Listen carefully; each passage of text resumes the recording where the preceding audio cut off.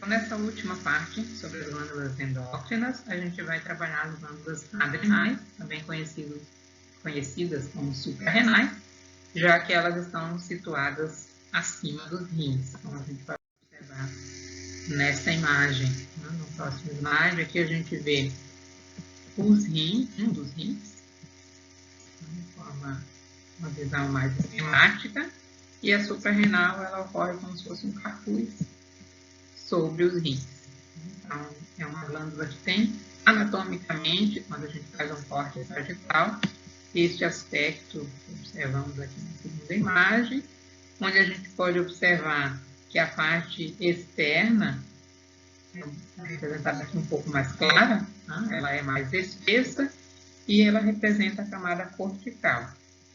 E a parte mais interna, bem no centro da glândula, é denominada de camada medular.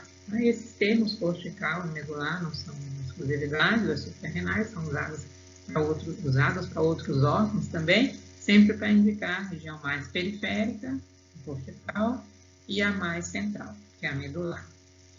Então, a gente pode usar também o termo córtex e medula, em vez de regiões. Nós podemos notar, no caso das suprarrenais, que elas são uma glândula, né, tipicamente cordonal, como a gente pode ver aqui nessa foto. Vejam como as células elas se agrupam, formando cordões, estruturas alongadas no interior da glândula, são bastante alongadas e compridas na parte da glândula que representa o córtex, a região cortical, que inclusive a gente pode dividir em 3 zonas, e são um pouco mais irregulares e curtas naquela região que a gente denomina de medular. Vejam que a cor da região medular para a região cortical muda um pouco, tá? A medular é um pouco mais rosada nessa foto e a região cortical um pouco mais roxa, né?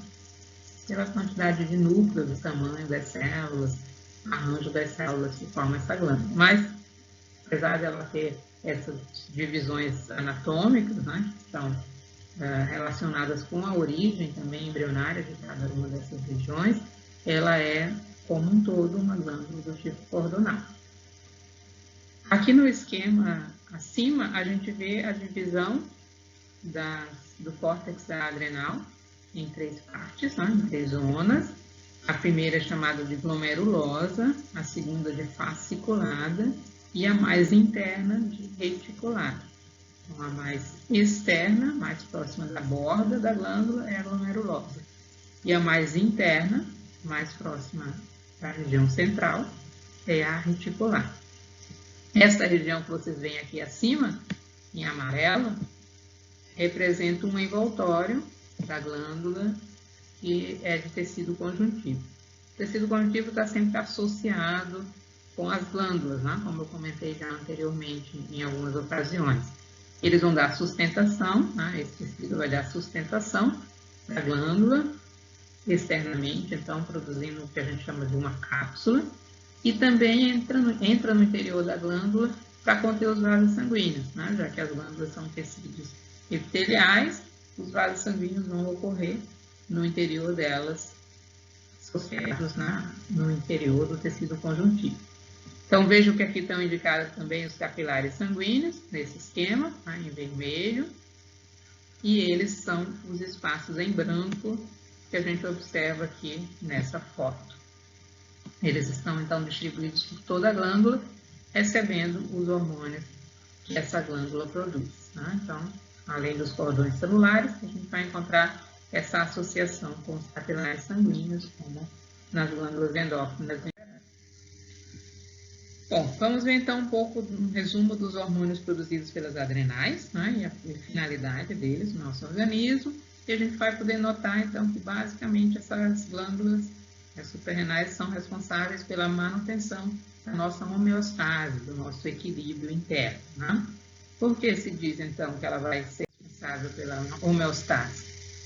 Aqui a gente pode observar os hormônios que são produzidos pelo córtex adrenal. O primeiro grupo de hormônios, chamado de mineralocorticoides, são produzidos pela região mais externa da glândula.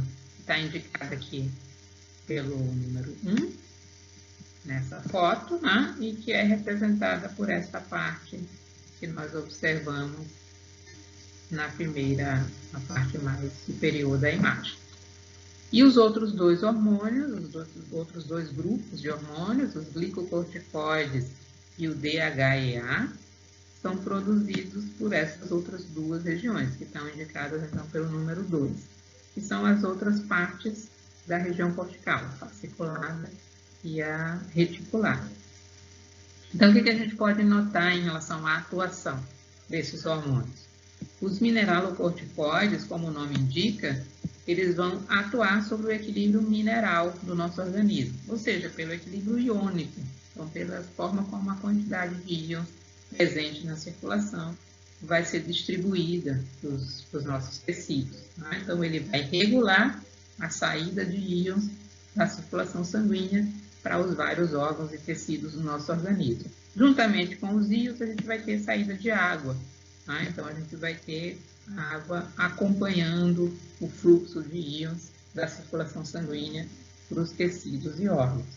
E com isso, como um dos íons que a gente vai ter, né, vai ter influência sobre a pressão sanguínea, né, pela quantidade de sódio no sangue, então a gente vai ter esses hormônios influindo também sobre a pressão arterial, de acordo com a nossa quantidade de sódio, né, presente na circulação, que está relacionado com a nossa alimentação. Já o segundo conjunto de hormônios, os glicocorticoides, glico vem de glicídios, porque esse conjunto de hormônios eles vão atuar sobre carboidratos, que são os glicídios, as proteínas e também os lipídios no sangue. Então, basicamente, todos os nutrientes que estão presentes na circulação. Então, esses dois hormônios principais, que constituem os glicocorticoides, são o cortisol e a corticosterona.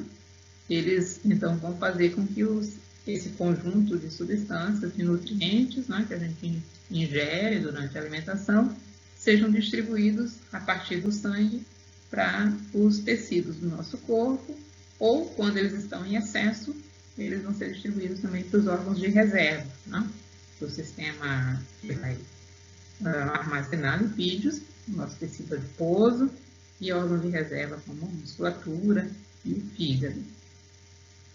Eles têm também uma outra ação no nosso organismo, que é controlar a nossa resposta imune. Então, existem situações em que o cortisol vai atuar diminuindo a nossa resposta imune quando ela está acima dos níveis considerados normais. É uma ação um pouco secundária desses hormônios, e também relativamente complexa, porque envolve o funcionamento do sistema imune. A gente não trabalhou ainda aqui na disciplina. Vamos ver um pouco do sistema imune quando a gente trabalhar o tecido conjuntivo. E por último, o DHEA, tem um nome bastante grande, dehidroepiandrosterona. Talvez essa parte da nomenclatura do hormônio indica um pouco a ação dele. Ele é um hormônio que vai ser convertido em testosterona, Andro significa masculino, então ele é convertido em testosterona e vai então atuar sobre o nosso organismo, aumentando o metabolismo corporal, tanto no organismo feminino como no organismo masculino. No caso feminino, é aqui que nós vamos ter a produção deste hormônio que vai influenciar no metabolismo corporal. Então, esse é um resumo geral do que a gente pode ver sobre a atuação dos hormônios no córtex da adrenal. E em relação à medula adrenal, a medula ela já tem uma origem mais relacionada com o sistema nervoso, ela tem uma ligação direta com o sistema nervoso, e os hormônios produzidos pela medula, eles vão atuar em uma série de reações que a gente denomina de reação de luta ou fuga, que talvez vocês já tenham trabalhado em alguma outra disciplina, mas vão trabalhar bastante bem na fisiologia, que é um aspecto bastante fisiológico. Mas só para comentar aqui, introduzir o assunto. Então, esses são os hormônios produzidos pela medula adrenal, eles recebem a denominação de epinefrina e norepinefrina. e também podem ser utilizados, né, denominados como adrenalina e noradrenalina. A gente já usualmente, né, mesmo no senso comum, faz uma relação da adrenalina com o fato da gente estar, por exemplo, mais ligado, né, mais estimulado num determinado momento. Exatamente porque esses hormônios eles vão atuar naqueles momentos de reações emocionais mais intensas.